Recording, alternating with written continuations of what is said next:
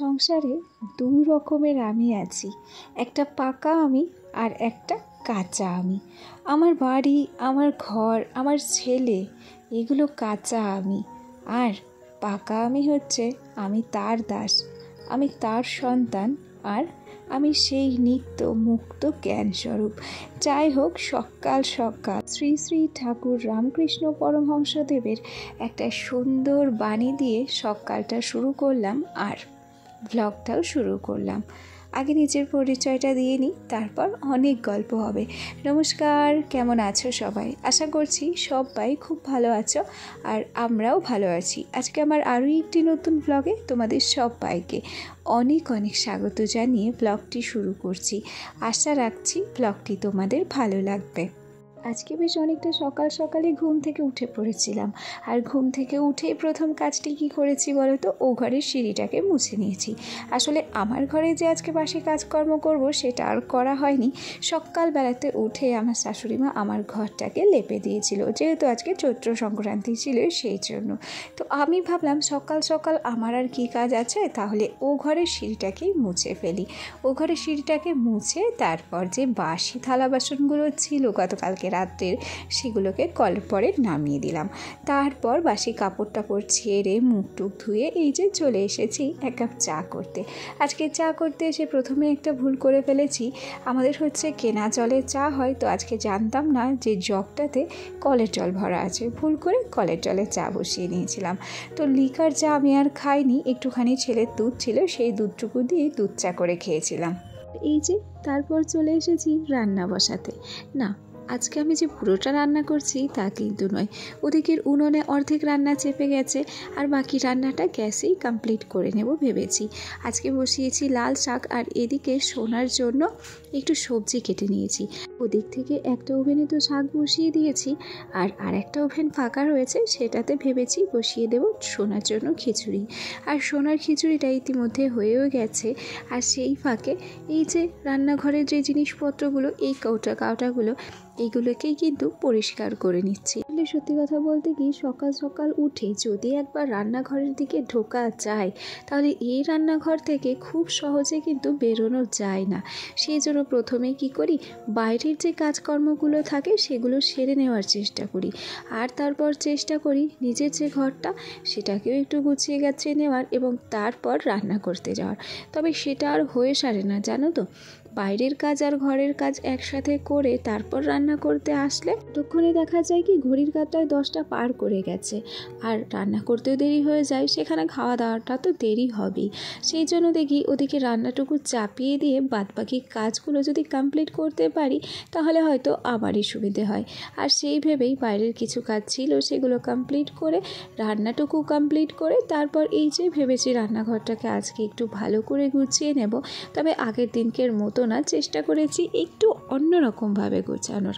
আর ওদিক থেকে সোনার জন্য করে নিয়েছি আজকে ডালিয়ার খিচুড়ি।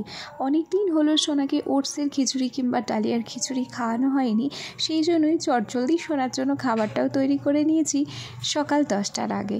তারপর এই যে মুড়িওয়ালা এলো, মুড়িওয়ালার কাছ থেকে 1 কেজি মতো মুড়ি রাখলাম। আসলে আমাদের এখানে না গ্রামে অনেক কিছুই কিন্তু পাওয়া যায় বাড়ির উপরে। এখনও পর্যন্ত বাড়ির উপর মুড়ি আসে, বাড়ির উপর জামা কাপড় আসে। সেটা শহরের দিকে আসে কিনা আমি বলতে পারছি না, তবে গ্রামে এই সুবিধাটা কিন্তু বেশ আছে। দিক থেকে মুড়ি নেওয়ার পর তারপর ভাবলাম এদিকে তো লেট হয়েই যাচ্ছে, তাহলে আমার তো পাশে বিছানাটা পড়েই আছে। সেই জন্য চটজলদি এসে বিছানাটাকে গুছিয়ে নিয়েছি। আর এর আগের দিন যে বিছানা চাদরটা দেখেছিলে সাদা, সেটা ভেবেছিলাম আজকে কেচে নেব। তো আজকে মনে হচ্ছে এই ঝুট ঝামেলার মধ্যে কাচাকাচি করা সম্ভব নয়, সেই জন্য চাদরটাকে রেখে দিয়েছি, সেটা আগামীকাল কেচে নেব। আর তারপর বিছানার চাদর একটা অন্য ছিল, সেটাই কিন্তু বিছানাতে পেতে নিয়েছি। এর আগের দিন একটা দিদিভাই আমাকে কমেন্ট করেছিল যে আমার ওই সাদা বিছানার চাদরটা কত নিয়েছে। তো দিদিভাইকে বলবো, যদি তুমি আমার আজকের ভিডিওটা দেখে থাকো তাহলে অবশ্যই উত্তরটা পেয়ে যাবে। এই বিছানার চাদরটা মোটামুটি 3-3.5 বছর আগে আমার বর কিনে নিয়ে এসেছিল। এখন সেই সময় যে কত নিয়েছিল, 300 টাকা না 350 টাকা, সেটা কিন্তু আমি বলতে পারছি না। চলো ওদিক থেকে তোমাদের সাথে গল্প করতে করতে আমি যে কৌটোগুলো পরিষ্কার করে নিয়েছিলাম সেগুলো কিন্তু সাজিয়ে রেখে দিয়েছি আমার বাঁ সাইডের তক্তার উপরটায়। আর তারপর এই যে মিট কেসটা একটু পরিষ্কার করে নিচ্ছি। এটাকে উচিত প্রত্যেক দিনই পরিষ্কার করা, তবে এখন বর্তমানে ছেলে এতটাই বিরক্ত করে আর আমার কাজের চাপও এতটাই বেশি, যে কারণে প্রত্যেক দিন এই কেসটাকে মুছে উঠতে পারি না। তো যাই হোক, আজকে যখন সময় পেয়েছি মিটকেসের বাইরেটা এবং ভেতরটা পরিষ্কার করে নিয়েছি। আর এই যে মিটকেসের ভেতরে যে সমস্ত কৌটোগুলো এবং জিনিসপত্রগুলো রাখা থাকে সেগুলোকেই কিন্তু সুন্দর করে সাজিয়ে নিয়েছি। আসলে কি বলতো, কিছু সময় দেখবে কাজ করার মতো মনে ফুল এনার্জি থাকে না, কিংবা কিছু সময় সব কাজ করে রাখার মতো ইচ্ছেও থাকে না। কিছু সময় আমাদের শরীরটাও তো ক্লান্ত হয়। তবে কি বলতো, কাজ ফেলে রাখলে অসুবিধাটা কিন্তু আমাদের নিজেদেরই হয়, জানো তো। যেহেতু সব কাজ আমাকে একা হাতেই করতে হয়, সেহেতু দেখা যায় কি, যদি কোনো কাজ ভুলবশত কিংবা আলিস্যিবশত ফেলে রাখি, পরেক্ষণে না আরও একটা কাজ এসে জোগাড় হয় এবং দুটো কাজ মিলে তখন সমস্তটাই তালগোল পেকে যায় আর সমস্যাটা তখন আমাকেই ভোগ করতে হয়। সেই জন্য যতটা যা পারি কাজগুলোকে এগিয়ে রাখারই চেষ্টা করি।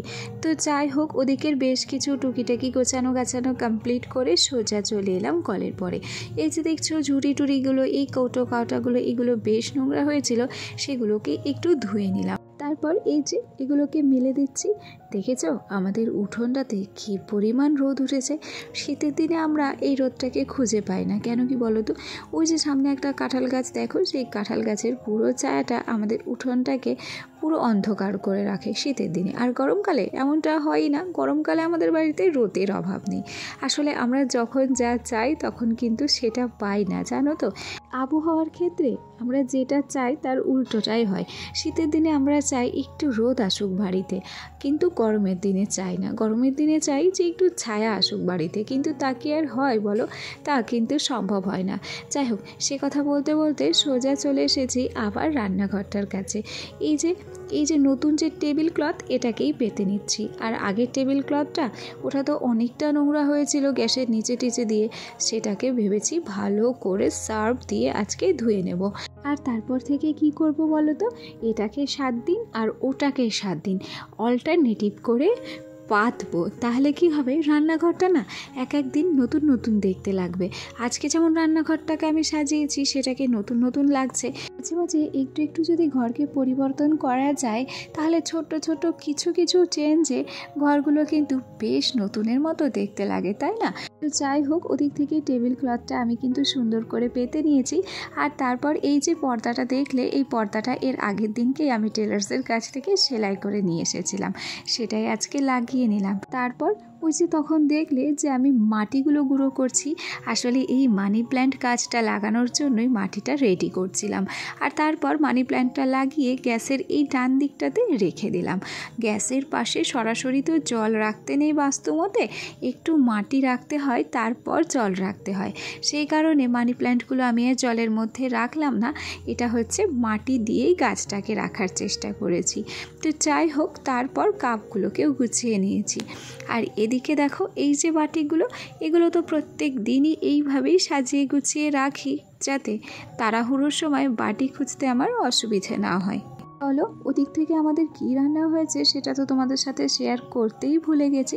আজকে আমাদের রান্না হয়েছে লাল শাক, যেটা আমি রান্না করেছি, আর হয়েছে মোচার ঘন্ট, আর কাঁচা কুমড়ো দিয়ে আলু দিয়ে সজনে ডাঁটা দিয়ে ঝোল।